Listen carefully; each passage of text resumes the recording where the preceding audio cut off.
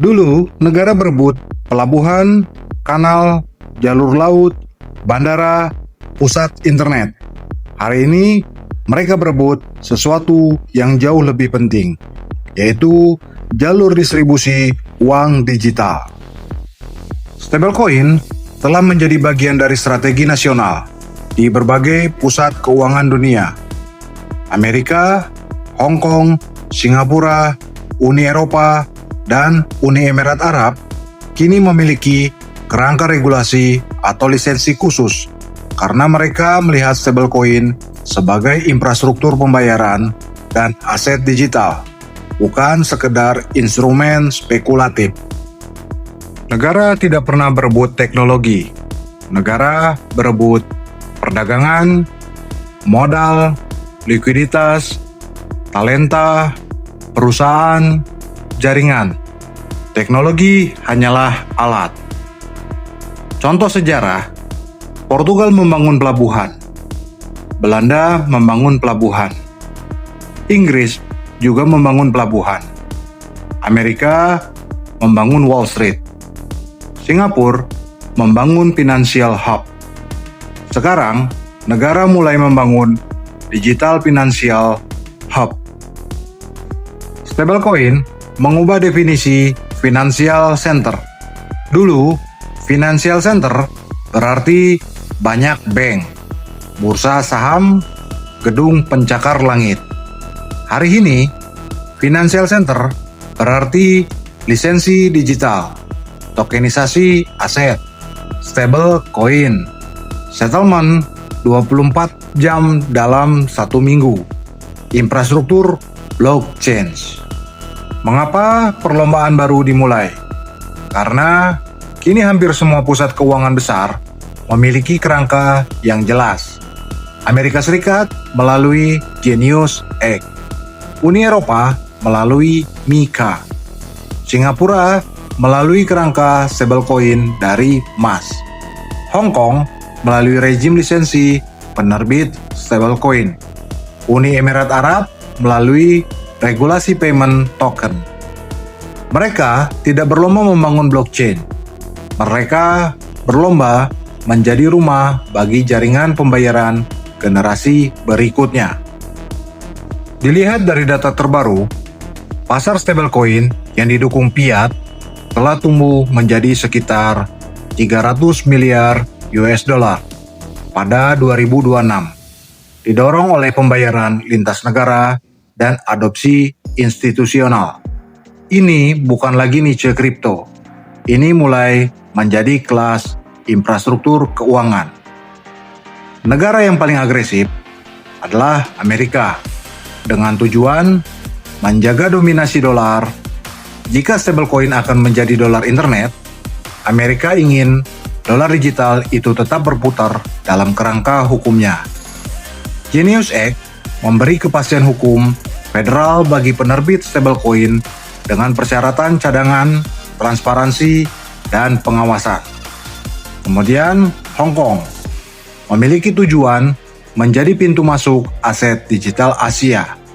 HKMA telah memberikan lisensi stablecoin pertama kepada HSBC dan Anchor Point, GV yang didukung Standard Chartered, HKT, dan Animoca, menandai dimulainya fase operasional rezim stablecoin Hong Kong. Hong Kong tidak mengejar volume kripto. Hong Kong mengejar status sebagai pusat settlement digital Asia. Selanjutnya Singapura memiliki strategi bukan menjadi negara terbesar, tetapi menjadi negara paling mudah dipercaya. Selama beberapa tahun terakhir, MAS membangun kerangka stablecoin dan tokenisasi aset yang menjadi rujukan institusi global. Uni Emirat Arab memiliki strategi menghubungkan Asia, Afrika, Eropa. Mereka ingin menjadi pusat pembayaran lintas kawasan melalui regulasi aset digital dan payment token. Sebagian besar orang berpikir, perlombaan terbesar abad ini adalah kecerdasan buatan. Ada yang mengatakan semikonduktor.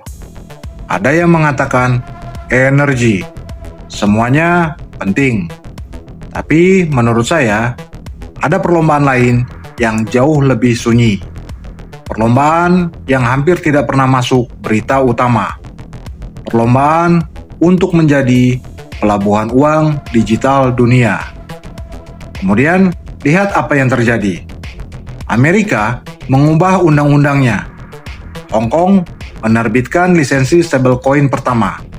Singapura memperkuat kerangka regulasinya. Uni Eropa menjalankan MiCA.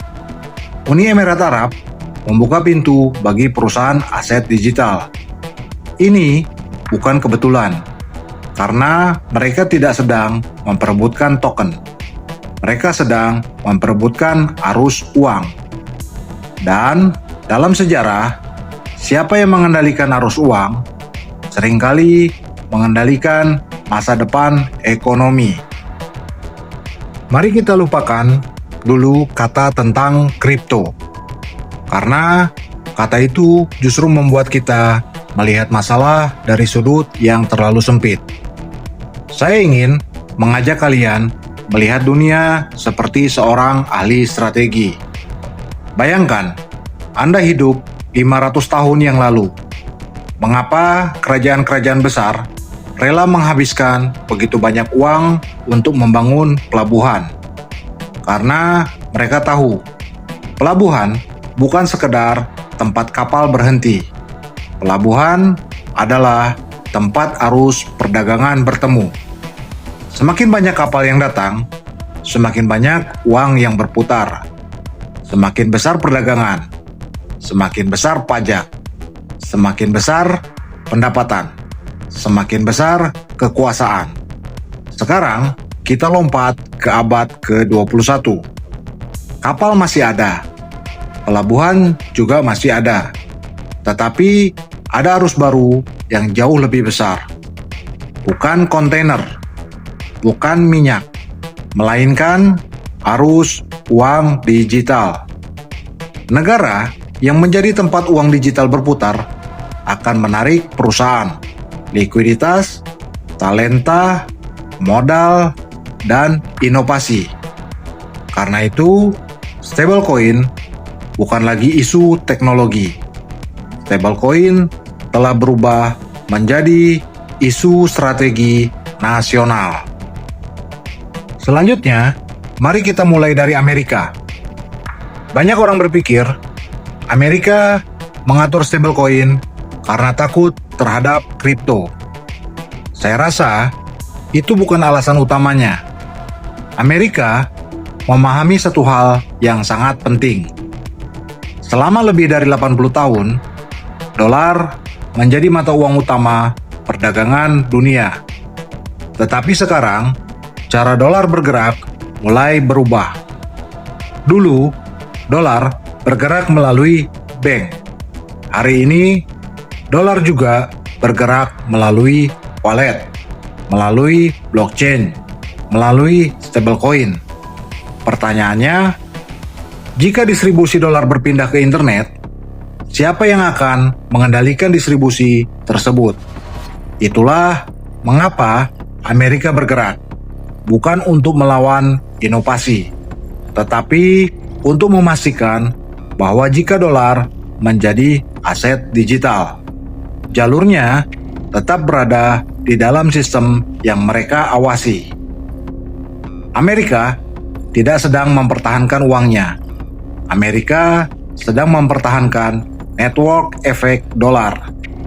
Karena selama dunia masih membutuhkan dolar, permintaan terhadap aset pemerintah Amerika tetap kuat. Dan itulah fondasi penting dari sistem keuangan global. Kemudian, sekarang kita lihat Hong Kong. Banyak media mengatakan Hong Kong ingin menjadi pusat kripto Asia. Saya rasa ceritanya lebih menarik dari itu. Hong Kong selalu memiliki peran khusus. Ia adalah gerbang modal, gerbang perdagangan, gerbang investasi. Sekarang, Hong Kong ingin menjadi gerbang, tetapi gerbang menuju ekonomi digital. Ketika mereka membangun rezim lisensi stablecoin, mereka sebenarnya sedang mengirim pesan kepada dunia. Pesan itu sangat sederhana, yaitu jika masa depan uang menjadi digital, kami ingin menjadi salah satu tempat di mana uang itu tinggal. Hong Kong tidak sedang mengejar hype. Hong Kong sedang mempertahankan relevansi, karena setiap pusat keuangan memiliki satu ketakutan, bukan kehilangan bank, tetapi kehilangan arus uang. Lalu sekarang kita pindah ke Singapura, negara kecil tanpa sumber daya alam yang besar, tetapi menjadi salah satu pusat keuangan paling berpengaruh di dunia. Mengapa? Karena Singapura tidak mencoba menjadi yang terbesar. Singapura mencoba menjadi yang paling dipercaya. Itulah mengapa MES tidak terburu-buru. Mereka membangun kerangka, menguji teknologi, melibatkan bank, mengajak perusahaan global. Baru setelah itu mereka bergerak. Strategi seperti ini membuat Singapura sering berada beberapa langkah di depan. Mereka tidak menunggu masa depan datang.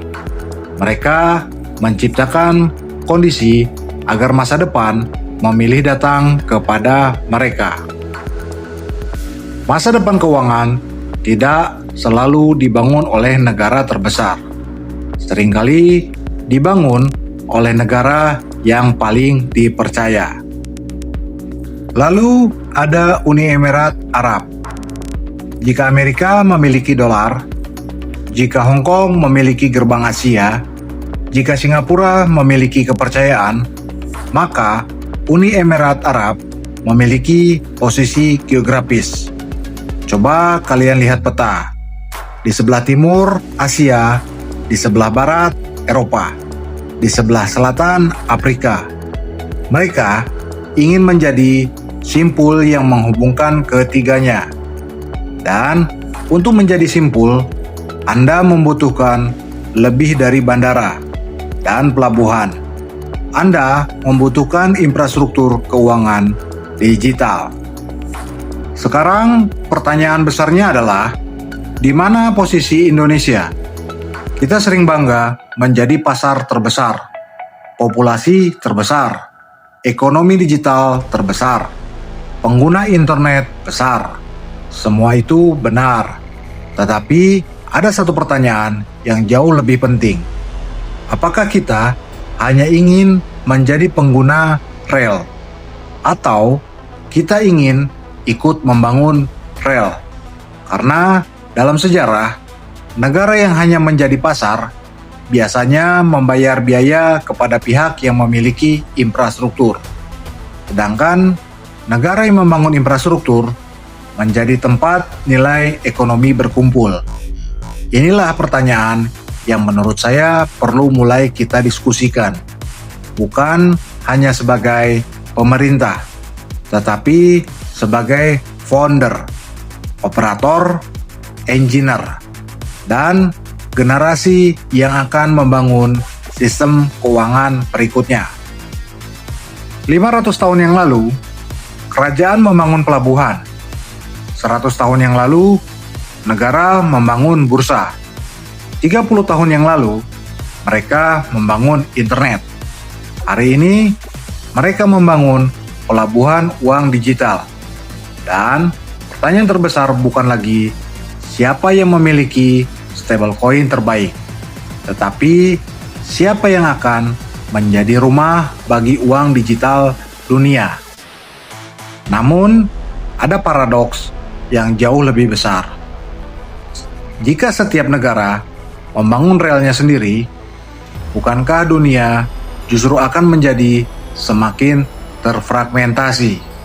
Kalau begitu, siapa yang akan menghubungkan semua rel tersebut? Jadi, Jika kita memiliki pertanyaan, mengapa perlombaan stablecoin tidak akan dimenangkan oleh negara terbesar? Kita harus fokus kepada beberapa hal. Pertama, mengapa trust lebih penting daripada ukuran ekonomi? Kedua, mengapa Singapura bisa lebih berpengaruh daripada negara yang jauh lebih besar? Tiga, mengapa hukum dan kepastian regulasi menjadi produk yang dijual sebuah negara? Ada pertanyaan besar untuk Indonesia.